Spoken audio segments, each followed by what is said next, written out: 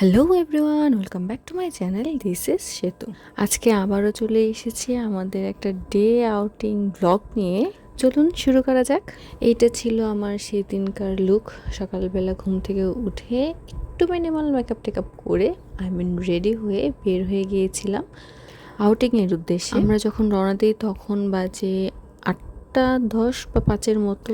আমরা নৌকা দিয়ে ঘাট পার হয়ে ওই পার যাচ্ছিলাম। আর দেখুন, তখনও ভালো কুয়াশা পড়েছিল নদীর উপরে, আর শীতটাও ভালোই লাগছিল। এরপর দেখতে দেখতে চলে গেলাম ঘাটে।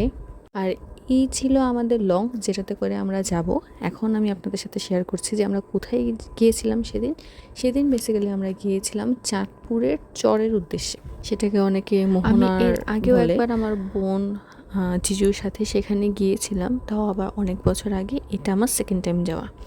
এরই মধ্যে বাবা ফোন দিয়ে আমাকে জিজ্ঞেস করতেছে যে আমরা কোথায় আছি, উনিও নাকি আশেপাশে আছে। This is a blessings of having a father, যে কিনা আপনি অন্য জায়গায় যাচ্ছেন এটা জেনেও উনি আরেক জায়গা থেকে এসে আপনাকে দেখতে আসে। বাবারা সেরকমভাবে ভাষা প্রকাশ করতে পারে না, বাট ওনাদের যে একটা ওয়ে আপনাকে প্রোটেক্টিভ করার, সেটাই তাদের ভালোবাসা অ্যাকচুয়ালি।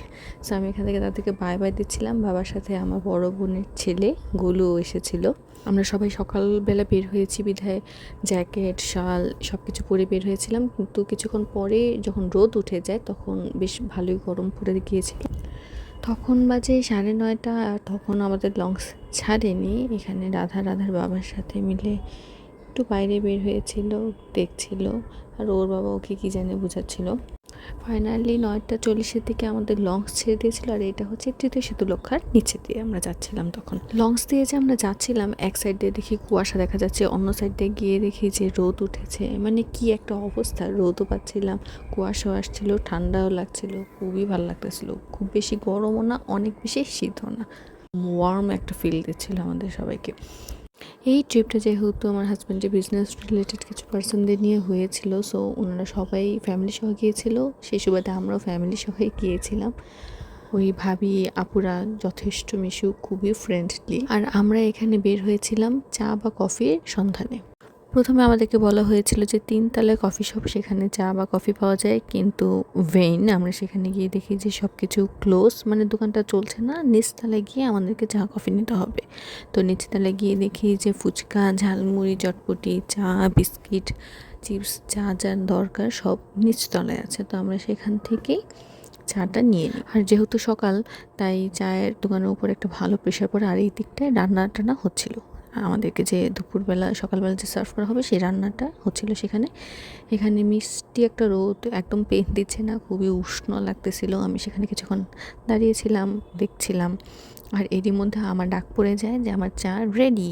সো আমার হাজব্যান্ড আমাকে একটা কাপ চা দিয়ে দিল, আর সেখানে লেখা অলওয়েজ বি হ্যাপি। কিছুক্ষণ দাঁড়িয়ে সেখান থেকে চাটা শেষ করে চলে গিয়েছিলাম রুমে, যে কেবিনে আমরা উঠেছিলাম। তো আমাদেরকে সকালের নাস্তাটা আগেই দিয়ে দেওয়া হয়েছিল, কিন্তু আমরা তখন খাইনি। এখন চাটা খেয়ে বেশ কিছুক্ষণ পর আমরা এই সকালের নাস্তা শেষ করে আবার বেরিয়ে পড়লাম বাইরে, কারণ সবাই মিলে বাইরেই আড্ডা দিচ্ছিল। আমরা বাইরে আড্ডা দিচ্ছিলাম, প্লাস ফটোশ্যুট করছিলাম। এই ছবিটা আমার মেয়ে আমাকে তুলে দিয়েছে। আর এখানে বলেছিলাম না, ভাইয়াদের একটা ফ্যামিলি নিয়ে আসছে, খুব বড় একটা ফ্যামিলি। ওরা সবাই মিলে আমার কেবিনে চলে আসছে উনো খেলার জন্য। আমি তো উনো খেলা পারি না, দেখতেছি, বুঝিও না। তো ভাবলাম একটা ছবি তুলে নিই। এইভাবে করতে করতেই দেখতাম কি 1টার দিকে আমরা চলে এসেছিলাম মোহনপুরের সাথে আমার পরিচয়। ছোটোবেলা থেকেই আমার মোহনপুর আসা যাওয়া হয়, কারণ আমার মামার বাড়ি মোহনপুর। সেই বিধায় এটার সাথে আমার খুবই একটা অ্যাটাচমেন্ট কাজ করে। আমি এইবার যে গিয়েছিলাম দীর্ঘ 7 থেকে 10 বছর পর গিয়েছি। সো আমার ওখানে গিয়ে এত ইমোশনাল লাগছিল, আর সব কিছু এত চেঞ্জ আমি ভাবতেই পারিনি। এখানে আমি 2টা জেডিকেট দেখেছি। একটা যারা নর্মালি ঢাকা থেকে মোহনপুর বা নারায়ণগঞ্জ থেকে মোহনপুর আসা যাওয়া করে তাদের জন্য, আরেকটা হচ্ছে পর্যটকদের জন্য, যে বড় লঞ্চগুলো নিয়ে যায় সেটা আরেকটা জেটিতে গিয়ে তারা থামায়। আমি আমার আগের দিদন বাড়ির সাথে মানে মোহনপুরের সাথে এইবারের মোহনপুর আমি কোনোভাবেই মিলাতে পারছিলাম না, টোটালি চেঞ্জ। মানে এটা আমার অপরিচিত একটা মোহনপুর হয়ে গেছে। তারপর থাকে না নিজস্ব একটা স্মেল, আমি ওই স্মেলটা যেন পাচ্ছিলাম। মোহনপুরের মধ্যে এখন ফেমাস একটা জিনিস হয়েছে, যে একটা প্রজেক্ট হয়েছে যেটাকে মোহনপুর পর্যটন বলে। সো সবাই ওইটার ভিতর আমরা গিয়েছিলাম, পার পারসন 100 টাকা করে নিয়েছিল। তারপর আমরা ভিতরে গিয়েছিলাম কী আছে সেটা দেখার জন্য। ভিতরে জায়গাটা এত বিশাল, এত বড়, আমরা যেতে যেতে অস্থির হয়ে যাচ্ছিলাম যে কী আছে ভিতরে। ভিতরে যারা কাজ করে ওনাদেরকে আমরা জিজ্ঞেস করছিলাম, দাদা ভিতরে কি আদৌ কিছু আছে? ওনারা বলতেছিল যে হ্যাঁ, বাচ্চাদের জন্য রাউন্ড আছে। সো আমরা যাচ্ছিলাম পরে একটা সময় গিয়ে পেয়ে যাই। বাট জায়গাটা ভীষণ সুন্দর, চারপাশে গাছ, মাঝখান দিক দিয়ে যে একটা শাড়ি গেছে সুন্দর করে গাছের মতো, তারার মতো সুন্দর ডিজাইন করে ঝুলানো। এটা কীভাবে তারা করলো আই ডোন্ট নো। এখানে একটা ঝর্ণা ছিল, আর ঝর্ণাটা ঠিক উপরে যার ছবিটা ছিল উনি হচ্ছে প্রতিষ্ঠাতা যাকে বলে, উনি এই উদ্যোগটা নিয়েছে, যার ফলে এত সুন্দর একটা পর্যটন কেন্দ্র করতে পারছে। সবাই এসে এটার ভিতরে একটু যেতে পারে, আনন্দ পায়। বাচ্চারা তো সেখানে একটা বল নিয়ে গেছিলো, বল দিয়ে খেলাধুলা করতেছিল।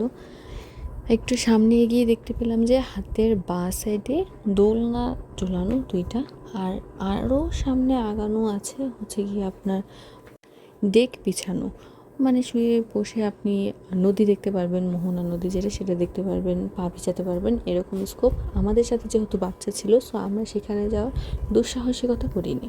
আর এদিক দিয়ে যাচ্ছিলাম, খুব সুন্দর একটা উপরে ছাউনির মতো দেওয়া, পাতার মতো দেওয়া, খুব সুন্দর লাগছিল। এদিক দিয়ে যাচ্ছিলাম, একটু ভিডিও ক্লিপস করে নিলাম, একটা ছবিও তুলেছি। এই হচ্ছে মাই মিস্টার হাজব্যান্ড। ওনার সাথে কোথাও গেলে আমার ভিডিও বা পিক খুবই কম থাকে, কারণ ওনাকে দিয়ে আমি আমাদের ছবিগুলো তোলাই। ফাইনালি আমরা চলে এসেছি যেখানে বাচ্চাদের কিছু রাউন্ড রয়েছে। তো সেখানে সবগুলোতে তো আমরা উঠি নাই, আমরা জাস্ট একটাতে উঠছি, একটাতে নাকি 2টাতে জানিয়ে উঠছি, বাকিগুলোতে আর উঠা হয় নাই। কিন্তু মেয়ে উঠতে চাইছিল, আমরা বলছি থাক, আমরা অন্যান্য জায়গায় যাব, আর উঠি নাই। এখানে আমি আর আমার মেয়ে 2জনেই বসেছিলাম ড্রাগনের উপর। চড়া শেষ করে নেমে আর একটু ঘুরে টুরে আমরা চলে গিয়েছিলাম দোলনার ওইখানে। আমার মেয়ের বায়না ছিল ও দোলনাতে দুলবে, ও একটু ছবি তুলবে। সো সেখানে গিয়েছিলাম, সেখানে গিয়ে দেখি প্রচণ্ড ভিড়। কিছুক্ষণ ওয়েট করেছি, তারপর ফাইনালি আমাদের সময় চলে আসছে যে আমরা দোলনায় উঠতে পারবো। এখানে প্রথমে বসিয়ে দিয়েছি মেয়েকে, এরপর মেয়ের বাবার সাথে, আমারটা বাপি। তারপর আমি কিছু ছবি তুলে নিলাম। আর এই যে আমরা ব্যাক করতেছি আবার আমাদের লঞ্চের উদ্দেশ্যে। লঞ্চ থেকে আমাদের টাইম দিয়ে দেওয়া হয়েছিল 1 কি 1.5 ঘন্টার মতো, যে এই জায়গাটা এক্সপ্লোর করে আমরা যেন সঠিক সময় লঞ্চে যেয়ে পৌঁছে। সো আমরা সেটাই করছি। যাওয়ার সাথে সাথেই দেখি যে আমাদেরকে লাঞ্চ দিয়ে দেওয়া হয়েছে। লাঞ্চের অ্যারেঞ্জমেন্ট খুব ভালো ছিল, তাদের রান্নাও খুব ভালো ছিল, এটা নিয়ে আর কথা বলতে চাচ্ছি না।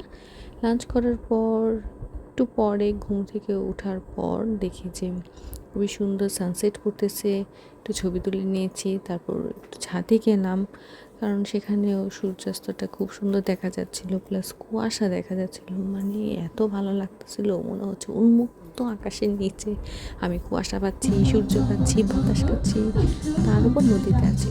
এখানে আবার গান বাজনার আয়োজনও ছিল। একটা ছেলে আর একটা মেয়ে, 2জনকে নিয়ে আসা হয়েছিল গান বাজনার জন্য। মেয়েটা মোটামুটি ভালোই গান গাইতে পারে। এদিকে আমি আর আমার মেয়ে মিলে গান শুনছিলাম, মজা করছিলাম, আর একটু দুষ্টুমানি করছিলাম। মা মেয়ে একসাথে আছি, দুষ্টুমানি না করে কই যাই বলে। এরপর আমরা চলে গিয়েছিলাম আমাদের রুমের উদ্দেশ্যে। ওখানে আমরা লাস্ট টাচ আপ দিচ্ছি। দাদা একটা হুডি পরে নিয়েছে। হুডি পরে নেই, শাল পরবো। এখানে যা যা জিনিসপত্র নিয়ে এসেছিলাম সব কিছুই গুছিয়ে রেখেছিলাম, কারণ হচ্ছে আমাদের গন্তব্যস্থান আমরা পৌঁছে গেছি। আরেকটা কথা বলে রাখি, আমরা যে জায়গায় যাওয়ার কথা ছিল চাঁদপুর চরে, সেখানে আমরা যেতে পারিনি। কারণ কি, সেখানে নাকি ডাকাতদের উপদ্রব বেড়ে গেছে, যার কারণে আমাদেরকে আর সেখানে নিয়ে যাওয়া হয়নি। সো মোহনপুর দেখানোর পর চাঁদপুর ওখানে গিয়ে আমরা আবার ব্যাক করে ফেলি। সো আর যাওয়া হয়নি, সমস্যা নেই, যতটুকু করেছি ততটুকুতে ভালো এনজয় করেছি। এই ছিল আমাদের আজকের দিনের ডে আউট ট্যুর। এতক্ষণ সঙ্গে থাকার জন্য ধন্যবাদ। Thanks for watching.